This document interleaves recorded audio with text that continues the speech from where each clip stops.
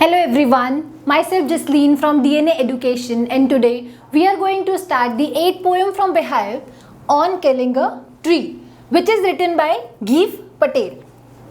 So let's talk about the poet first. Geef Patel was born on 18th August 1940. He is an English poet, playwright, painter and a practicing doctor. His poems speaks of deep concerns for nature and expose man's cruelty to it. जो गीफ पटेल हैं उनकी जो major जितनी भी मतलब most of the जो poems हैं उनकी वो ज़्यादातर बात करती हैं जो भी क्रूअलिटी होती है, जैसे कि हमारे नेचर के ऊपर जिस तरह की भी क्रूअलिटी मैन करता है, जैसे ट्रीज़ को कट करना या फिर एनवायरनमेंट वाटर को जैसे मतलब वेस्ट करना, इस तरह की जितनी भी क्रूअलिटी होती है हमारे नेचर के साथ में, इस तरह की चीज़ों के ऊपर ज़्यादातर जो है वो कंसर्न, वो उनका डीप कंसर्न रहता है और वो इसी तरह की चीज़ों के ऊपर ज़्यादातर वो इस तरह के सब्जेक्ट्स के ऊपर पोएम्स लिखते हैं. So let's begin the poem. हम बात करें अगर ऑन किलिंग अ ट्री, तो जो इसका सब्जेक्ट है, जो इसका टाइटल है, वो क्लियर कर रहा है कि बात हो रही है ट्रीज़ के कटने के बारे में या ट्रीज़ को काटने के बारे में. तो स्टार्ट करते हैं हम पोएम को. ऑन किलिंग अ ट्री का थोड़ा सा हम पहले ओवरव्यू लेते हैं. इस पोएम की अगर हम बात करें, ओवरव्यू की बात करें, तो इस पोएम में पोएट बात कर रहा है कि किस तरह से मतलब वो इसमें एक प्रोसेस बता रहा है कि ट्रीज़ को कट करने का. एक्चुअली में वो प्रोसेस नहीं बता रहा है ट्रीज़ को कट करने का, वो आपको रिवर्स साइकोलॉजी के हिसाब से ये चीज़ बताना चाहते हैं कि हमें ट्रीज़ को कट नहीं करना चाहिए. इसमें बेसिकली वो बताते हैं कि ट्रीज़ को हम लोग क्या करते हैं, हमने जिस तरह से ट्रीज़ को कट किया और हम उस ट्रीज़ को जो कट करने का प्रोसेस है वो उसको गलत प्रोसेस बताते हैं. वो कहते हैं कि जो ट्रीज़ को कट करने का प्रोसेस है ये बिल्कुल गलत है. हमें अगर ट्रीज को खत्म करना है, अगर हम उन्हें मारना ही चाहते हैं, अगर हम उनको किल करना चाहते हैं, उनको if we really want to kill a tree, so हमें उसको जड़ से खत्म करना पड़ेगा. उसकी रूट्स को जो है हमें पुल्ड आउट, हमें उसकी रूट्स को निकालना पड़ेगा ताकि जो ये ट्रीज हैं ये जड़ से खत्म हो और ये रियलिटी में मर जाएं. क्योंकि अगर ये इस तरह से अगर हम उन्हें काट देंगे तो ट्री क्या करता है, वो बहुत टाइम लेता है अपने अंदर, मतलब काफ़ी टाइम लेता है वो ग्रो होने में, और वो बहुत ज़्यादा जो है मतलब इतना ज़्यादा वो स्ट्रॉन्ग होता है कि अगर आप उसको इस तरह से काटोगे तो कुछ टाइम के अंदर वो इतना ही बड़ा दोबारा हो जाएगा. तो अगर आप चाहते हो सच में कि ट्री ख़त्म हो जाए तो आपको जो प्रोसेस इस पोएम में बताया गया है आपको उस प्रोसेस को फॉलो करना पड़ेगा. लेकिन इस जो पोएट है वो एक्चुअली में ये नहीं चाहता है कि हम ट्रीज़ को कट करें. वो हमें एक मतलब वो एक बहुत, ये जो है बहुत ही सेंसिटिव और इमोशनल पोएम है. वो उस प्रोसेस को बताकर किस तरह से ट्री जो है वो बड़ा होता है, किस तरह से वो ग्रो करता है और किस तरह से हम उसको काट देते हैं, तो वो प्रोसेस को वो हमारे सामने इसलिए लाना चाहता है ताकि हम उसको उस प्रोसेस को जान के इमोशनल हो और हम जो है सेंसिबली सोचें और हम आगे से ट्रीज़ को कट ना करें. सो ये जो चीज़ है पोएट, और ये जो चीज़ है बेसिकली पोएट जो है हमें समझाना चाहते हैं, ये व्यूज़ जो हैं पोएट हमारे सामने अपने एक्सप्रेस करना चाहते हैं ताकि हम इन चीज़ों को समझें और आगे से इसको अपनी लाइफ में फॉलो करें. हम ये चीज़ समझें कि ट्रीज़ जो है वो भी लिविंग थिंग्स हैं, उनमें भी जान होती है और वो हमारी लाइफ लाइन है. तो हम ये चीज़ समझ के दोबारा उन्हें कट ना करें. So let's begin the poem. It takes much time to kill a tree. Not a simple jab of the knife will do it. It has grown slowly, consuming the earth, rising out of it, feeding upon its crust, absorbing years of sunlight, air, water, and out of its leprous hide, sprouting leaves. So यहाँ पे poet कहता है it takes much time to kill a tree, मतलब tree को kill करने में बहुत time, मतलब उसको मारने में बहुत टाइम लगता है. Not a simple jab of knife will do it. मतलब जैब यहाँ पे यूज़ किया है, वर्ड मीनिंग्स हैं आप चेक कर सकते हो. जैब मतलब होता है सडन रफ ब्लो, मतलब कि जिस तरह से ये जो पर्सन है जिस तरह से ब्लो कर रहा है, या जो ये एक्स है इसको जिस तरह से वो हिट कर रहा है, मार रहा है, जिस तरह से वो इस ट्री के ऊपर, इसको जैब बोला गया है. उसका जो फ्लो है, जो ब्लो जिस तरह से वो उसको हिट कर रहा है. सो यहाँ पे बोला गया not a simple jab of the knife, मतलब ये जो नाइफ या जो एक्स उसने यूज़ किया है इसका सिंपल जैब, इसको इस तरह से काटने से विल नॉट डू इट, मतलब इस तरह से कुछ नहीं होगा. जिस तरह से हम ट्रीज़ को कट करते हैं इस तरह से ट्री नहीं मरने वाले हैं, वो नहीं ख़त्म होने वाले हैं. ये इतना सिंपल प्रोसेस नहीं है. इट हैज़ ग्रोन स्लोली, मतलब जो ट्री है वो बहुत स्लोली ग्रो करता है. कंज्यूमिंग दी अर्थ, वो अर्थ को कंज्यूम करता है, अर्थ की रिसोर्सेज को कंज्यूम करता है, राइजिंग आउट ऑफ इट, वो रिसोर्सेज को कंज्यूम करता है, उसके बाद वो वहाँ से बड़ा होना शुरू होता है, वहाँ से उगना शुरू होता है, feeding upon its crust. Feeding मतलब होता है बेसिकली मतलब खाना, तो कहते हैं जैसे हम बात करते हैं फीड करना, सो कहते हैं कि वो उसको जो है रिसोर्सेज भी मिलते हैं, वो क्या चीज़ें ऑब्जर्व करता है, क्या चीज़ें वो ऑब्जर्व करता है, वो करता है सनलाइट को, एयर को, वाटर को, वो जो अर्थ की क्रस्ट है वो उसमें से अपना फूड लेता है, वो उसमें से अपना फूड खाता है, वो फूड खाता है और वो ऑब्जर्व करता है। ईयर्स, बहुत साल लगते हैं उसको सनलाइट को ऑब्जर्व करने में, एयर को और वाटर को वो ऑब्जर्व करता है और उसके बाद ट्री जाकर इतना बड़ा होता है। फिर कहते हैं and out of its leprous hide sprouting leaves.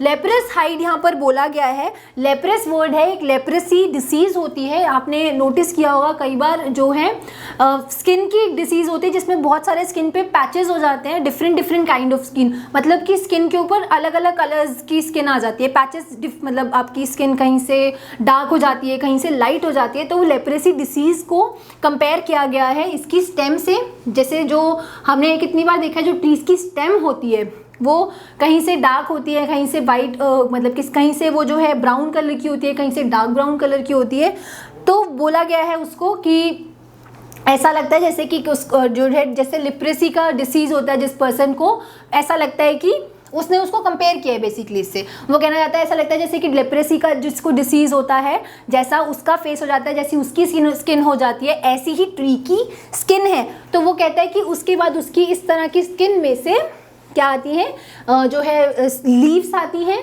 और जो है फिर ट्री बड़ा होता है। सो यहाँ पर भी वर्ड मीनिंग्स है, leprous hide is discoloured bark, ये बेसिकली उसी के लिए यूज़ किया गया है, लेप्रेसी डिसीज़ के लिए, जो उस जिस तरह की स्किन एक उस टाइम पे लेप्रेसी डिसीज़ के टाइम पे जिस तरह की स्किन हो जाती है। उसके बाद हम दोबारा से एक बार इस पैराग्राफ को पढ़ते हैं। It takes much time to kill a tree, यहाँ पर पोएट कहना चाहता है कि बहुत टाइम लगता है किल होने में, मतलब बहुत टाइम लगता है एक ट्री को ख़त्म करने में, क्योंकि ऐसा नहीं है कि आपने उसको एक बार मारा और वो मतलब आपने एक बार उस पर जैब किया, अपना एक बार आपने उसके ऊपर अपने एक्स से ब्लो किया, हिट किया और वो ख़त्म हो जाएगा, ऐसा नहीं होता है, इतना सिंपल प्रोसेस नहीं है ट्री को ख़त्म करने का, उसको मारने का, बल्कि वो कहता है इट हैज़ ग्रोन स्लोली, वो बहुत धीरे धीरे ग्रो होता है और वो ऐसा नहीं है कि वो एकदम से ग्रो हो गया, वो बहुत सारी चीज़ें मतलब उसको टाइम लगता है ग्रो होने में और वो कंज्यूम करता है अर्थ को, वो उसकी क्रस्ट में से जो है फीड करता है और वो कहते हैं कि बहुत टाइम लगता है उसको बड़ा होने में भी, वो ऑब्जॉर्ब करता है वाटर को, एयर को और सनलाइट को, उसके बाद जाके वो इतना बड़ा होता है, उसमें उसके बाद फ्रूट्स लगते हैं उस पर, उसके बाद लीव्स आती हैं। नेक्स्ट चलते हैं हम। So hack and chop but this alone won't do it, not so much pain will do it, the bleeding bark will heal and from the close to the ground will rise curled green twigs, miniature bogs which if unchecked will expand again to former size। अब यहाँ पे poet क्या बोलते हैं, वो कहते हैं so hack and chop but this alone won't do it. Word meanings पे आते हैं। चॉप हमें पता ही है, कट करना, ठीक है, तो वो कहते हैं कि आप उसको मारोगे या जिस तरह से अभी यहाँ पे कट कर रहे हैं, अगर आप ऐसे कट करते हो तो उससे कुछ भी नहीं होगा, ये सिर्फ ये कुछ नहीं करेगा ट्री का। वो कहते हैं अब यहाँ पर क्या है, जैसे हम बोलते हैं ना कि प्रोसेस बताना, how to do it, how to make it, या यहाँ पर अब प्रोसेस बता रहा है ट्री का पोएट जो अब यहाँ पे प्रोसेस बताएगा किस तरह से एक्चुअली में अगर आप ट्री को ख़त्म करना चाहते हो, मारना चाहते हो, तो आपको किस तरह से करना चाहिए। इसलिए उसने बोला so hack and chop but this alone won't do it, कि अगर आप इस तरह से करते भी हो, आप उसको सिर्फ ऐसे कट कर दोगे तो इससे कुछ नहीं होगा, ट्री जो है वो नहीं ख़त्म होगा। होगा क्या उससे, not so much pain will do it, मतलब आप इतना ज़्यादा उसमें मारोगे जिस तरह से ये पर्सन है, ये उसके ऊपर मारेगा। सो वो जो पेन है उस टाइम का, उससे भी कुछ नहीं होगा। The bleeding bark will heal, उस टाइम पे जो ट्री को पेन भी होता है उसके बाद भी कुछ नहीं होगा, बल्कि the bleeding bark will heal, मतलब जो उसको चोट लगेगी वो ठीक हो जाएगी। अब यहाँ पर ब्लीडिंग ब्लड के लिए यूज़ हुआ है और ब्लीडिंग बार्क यूज़ हुआ है बेसिकली जब हम ट्रीज़ में से, हमने कितना देखा होगा, जब हम ट्रीज़ को काटते हैं तो उसमें से एक लिक्विड जैसा निकलता है, इसको सैप बोलते हैं। तो वो सैप जो है उसको किससे कंपेयर किया है, उसको जो है कंपेयर किया है पोएट ने ब्लड से। तो पोएट कहना चाहता है जब इस तरह से हम ट्री को कट करते हैं तो उसमें से जो है वो जो उसमें से लिक्विड निकलता है, जो सैप निकलता है, उसको पोएट कहता है कि जब हम इस तरह से कट करते हैं ट्रीज़ को तो उसमें से ब्लड निकलता है, और वो ब्लड जो निकलेगा जिसके कारण पोएट को पेन भी हो, जिसके कारण ट्री को पेन भी अगर होता है, लेकिन उससे भी ट्री ख़त्म होने वाला नहीं है, वो मरने वाला नहीं है, बल्कि कुछ टाइम में वो जो पेन है वो ठीक वो ख़त्म हो जाएगा वो पेन, और ट्री जो है वो वापस से नॉर्मल हो जाएगा, वो ख़त्म नहीं होगा, वो नहीं मरेगा, बल्कि वो जो उसका पेन है वो ख़त्म होकर उसकी जो चोट है वो ठीक हो जाएगी। तो यहाँ पर पोएट ने जो सैप है, जो लिक्विड निकलता है ट्रीज में से, उसको ब्लड से कंपेयर किया है। इसके बाद पोएट बोलता है the bleeding bark will heal and from the close to the ground will rise curled green twigs. तो वो बोलते हैं कि जैसे ये ठीक होगा, जैसे इसका जिसके जो चोट लगी है, जो इसका प्रॉब्लम है, जैसे ही वो सॉल्व होगा, जैसे ही वो उसके चोट जो है वो ठीक होगी, तो क्या होगा, from close to the ground, फिर से जो है यहाँ से ट्री इतना ही बड़ा हो जाएगा, क्योंकि हमें ट्रीज को ख़त्म करने के लिए उसकी रूट्स को ख़त्म करना होता है। और यहाँ पर रूट्स तो है इसकी, वो क्या समझाता है स्टार्टिंग में भी पोएट कि जो ट्री है उसको काफ़ी टाइम लगता है ग्रो होने में, वो बहुत कुछ ऑब्जॉर्व करता है, वो सनलाइट ऑब्जॉर्व करता है, वो एयर कंज्यूम करता है, वो वाटर कंज्यूम करता है, वो अर्थ का पार्ट कंज्यूम करता है, उसके बाद जाके जो है ट्री इतना बड़ा होता है। सो उसके इतने सिंपल, जो उसका इतना बड़ा प्रोसेस है उसको आप इतना सिंपली ख़त्म नहीं कर सकते। तो वो कहता है कि जितना आप उसको अगर इस तरह से काट भी दोगे तो वो फिर से बड़ा हो जाएगा, जैसे ही उसकी जो चोट है वो ठीक होगी, जैसे ही उसकी ब्लीडिंग जो है वो ठीक होगी, उतने में जो है वो ट्री दोबारा से बड़ा हो जाएगा। फिर वो कहते हैं will rise curl green twigs, और उसमें से जो है फिर जो ग्रीन कलर की जो पत्तियां हैं वो निकल आएंगी, फिर से वो उतना ही बड़ा हो जाएगा। इसके बाद पोएट बोलते हैं miniature boughs which if unchecked will expand again to the former size, मतलब कि जो उसकी छोटी छोटी ब्रांचेज होंगी, जैसे हमने बात की थी कि पेड़ जो है यहाँ से कट गया, ट्री कहाँ से काट दिया, उसके बाद में miniature is small sized, word meanings are here, so miniature is small size और bogs are branches। so यहाँ पर पोएट बोलते हैं कि जैसे ही अगर हम उसको मान लो कट भी करते हैं तो उसकी जो छोटी छोटी ब्रांचेज होंगी उसमें से दोबारा से जो ट्री है ग्रो होके इतना ही बड़ा हो जाएगा। उसके बाद बोलते हैं कि नेक्स्ट चलते हैं फिर, no the root is to be pulled out of the anchoring earth, it is to be roped, tied and pulled out, snapped out or pulled out entirely out from the earth cave, and the strength of the tree exposed, the source white and wet, the most sensitive hidden for years inside the earth। अब यहाँ पर poet क्या बोलते हैं, हम कहते हैं no the root is to be pulled out, मतलब अभी जो उन्होंने प्रोसेस बताया था, जिस तरह से हम ट्रीज़ को कट करते हैं, हम सोचते हैं कि हमने ट्री को थोड़ा सा कट किया, हिट किया और ट्रीज़ जो है वो ख़त्म हो जाएंगे, लेकिन ऐसा नहीं होता है। तो वो कहते हैं जो भी जिस भी प्रोसेस की अभी हमने बात की थी वो प्रोसेस काम नहीं करता है, उस प्रोसेस के लिए वो बोलते हैं no the root is to be pulled out, मतलब कि जो इसकी रूट्स होती हैं, जैसे ये जो अर्थ है इसके नीचे जो इसकी रूट्स हैं, हमें इनको ख़त्म करना पड़ेगा ट्रीज को ख़त्म करने के लिए। It is to be roped, मतलब कि जो इसकी रूट होती हैं वो बहुत स्ट्रॉन्ग होती हैं, बहुत ज़्यादा जो है वो मतलब गहरी होती हैं, तो जो इसकी रूट्स हैं हमें इसको बांधना पड़ेगा। टाइड, उसके बाद हमें इसे पकड़ना पड़ेगा, और has to be pulled out, उसके बाद हमें इसे पकड़ के निकालना पड़ेगा। फिर वो कहते हैं snapped out and pulled out entirely, वो इस बात के ऊपर बहुत एम्फेसाइज करते हैं, बार बार इसको रिपीट इसलिए कर रहे हैं क्योंकि वो प्रेशर दे रहे हैं कि इतनी जल्दी ये नहीं होगा, हमें इसको पकड़ के निकालना पड़ेगा, हमें इसे पकड़ के जो है इसको जड़ से उखाड़ना पड़ेगा, निकालना पड़ेगा, तब जाके जो है ट्रीज ख़त्म होंगे। फिर उसके बाद वो बोलते हैं from the earth cave, out from the earth cave, मतलब कि अभी हमने बात की कि इसकी रूट्स में से, इसको रूट्स को उन्होंने किस तरह से सिंबलाइज किया है, जैसे कि अर्थ के नीचे जो केव्स होती हैं उसकी रूट्स को बोला है कि ये एक तरह की गुफाएं हैं। सो अर्थ की केव्स में से जो अर्थ की गुफाएं हैं, मतलब जो वहाँ उसका जो उनकी जो रूट्स हैं उनको निकालना पड़ेगा। इसके बाद बोलते हैं the strength of the tree exposed, उसके बाद जैसे ही ट्री की जो स्ट्रेंथ है, जैसे ही वो एक्सपोज हो जाएगी, एक्सपोज इज लेफ्ट अनप्रोटेक्टेड, मतलब कि जैसे ही उसके बाद वो प्रोटेक्टेड नहीं रहेगी, उसकी जो स्ट्रेंथ है वो ख़त्म हो जाएगी। उसके बाद क्या होगा, the source wet and white, the most sensitive hidden for years inside the अर्थ।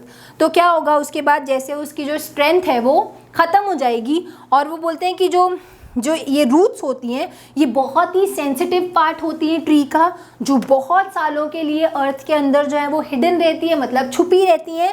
और अगर हमें ख़त्म करना है, वो बोलते हैं कि जो रूट्स हैं वो वेट और वाइट कलर की, मतलब जो वेट एंड वाइट उसने यूज़ किया है ये क्या कहते हैं रूट्स के लिए, कि जो उसकी रूट्स होती हैं ये वेट और वाइट होती हैं। तो वो कहते हैं जब हमें अगर ट्रीज़ को ख़त्म करना है तो हमें उससे निकालना पड़ेगा, कहाँ से, अर्थ की केव्स में से।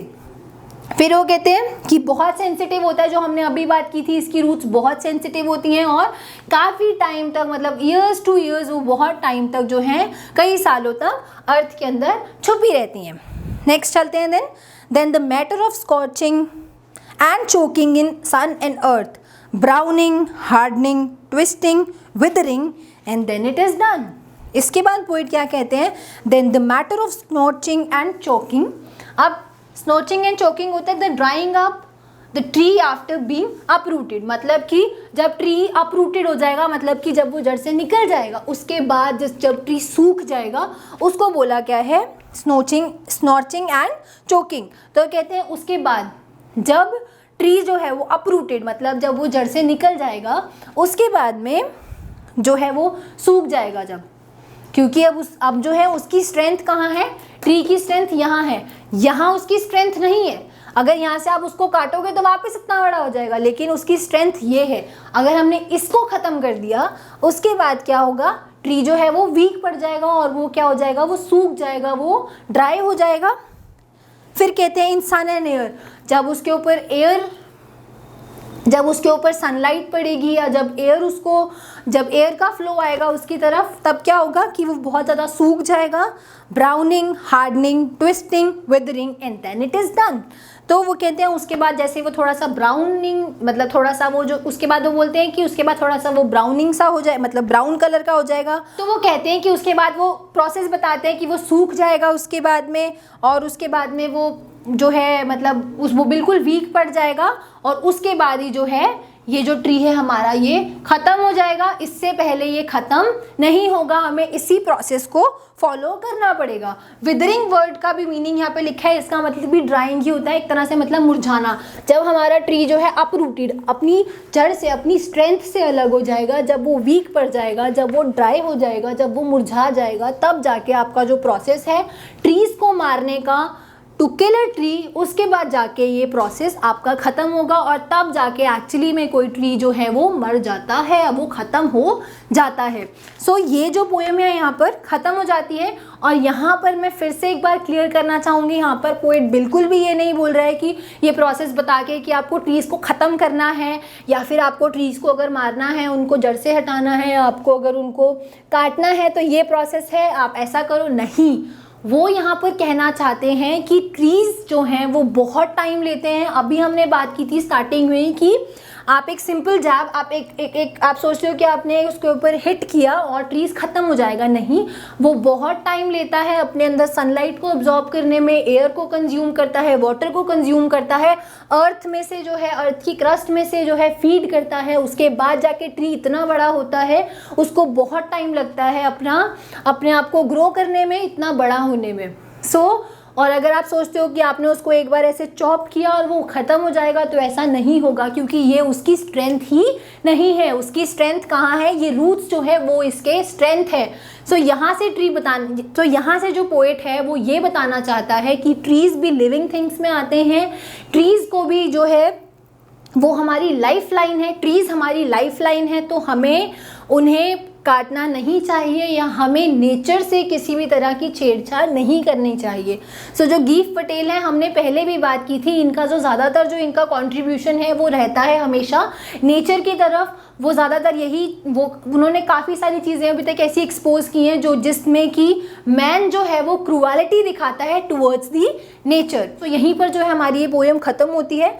आई होप आप आगे से ध्यान रखेंगे किसी भी ट्रीज़ को कट करते टाइम, किसी भी ट्री को कट करते टाइम आप जो है याद रखेंगे कि ट्रीज़ को ग्रो होने में कितना टाइम लगता है, और आप आगे से ट्रीज़ को कट नहीं करेंगे या फिर आप नेचर से किसी भी तरह की छेड़छाड़ नहीं करेंगे। Then let's talk about the literary devices which has been used in the poem. So literary device, सबसे पहले हम बात करते हैं राइमिंग स्कीम की। इस पोएम में किसी भी तरह की कोई भी राइमिंग स्कीम नहीं है। ये जो पोएम है ये फ्री वर्स में लिखी गई है। फ्री वर्स होता है बेसिकली कि कोई रिदम नहीं है, कोई भी किसी भी तरह की राइम नहीं है इसके अंदर। ये एक स्टोरी की तरह समझाई गई है हमें। एक प्रोसेस हमें समझाया गया है, इसमें कोई भी जो है राइमिंग स्कीम नहीं है।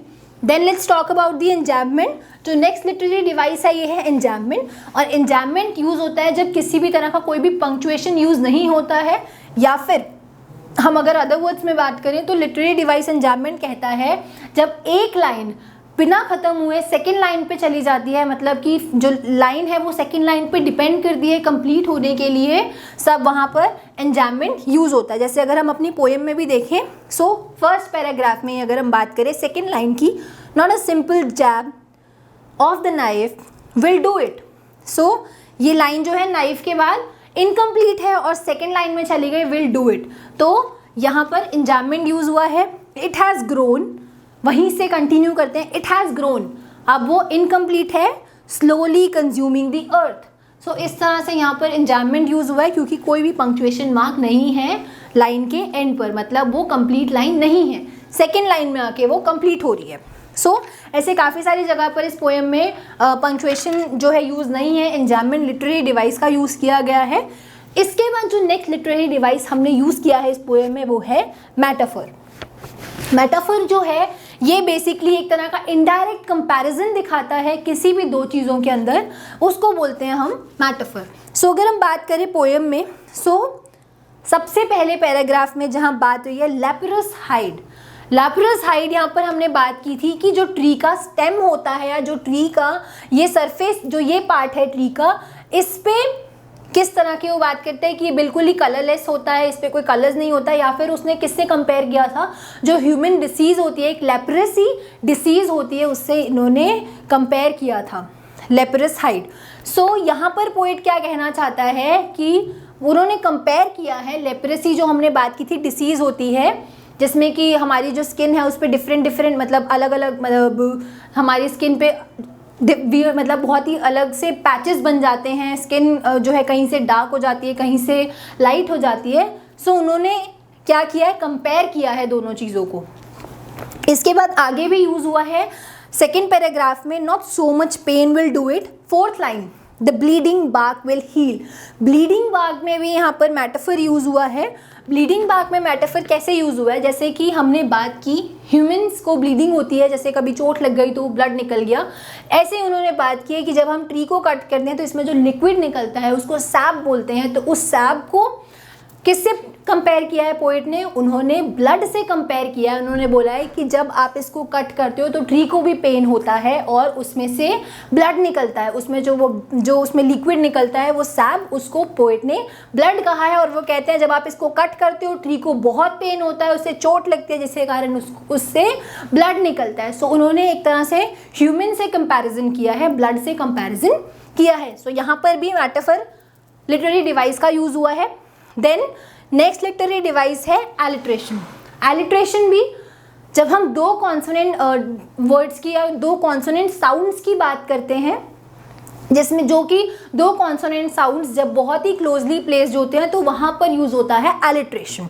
अगर हम बात करें एलिट्रेशन की, सेकेंड पैराग्राफ में bleeding bark, bleeding bark, bleeding का बी और बार्क का बी, एलिट्रेशन यूज़ हुआ है इसमें, दोनों का जो साउंड है वो सेम है। इसके बाद आगे देखते हैं थर्ड पैराग्राफ में लास्ट थर्ड लाइन जो है, the source white and wet. White and wet are closely placed, white का व, वेट का व कॉन्सोनेंट साउंड्स हैं और बहुत क्लोजली प्लेस्ड हैं, तो यहाँ पर भी एलिट्रेशन यूज़ किया गया है। इसके अलावा बात करते हैं रिपीटिशन की।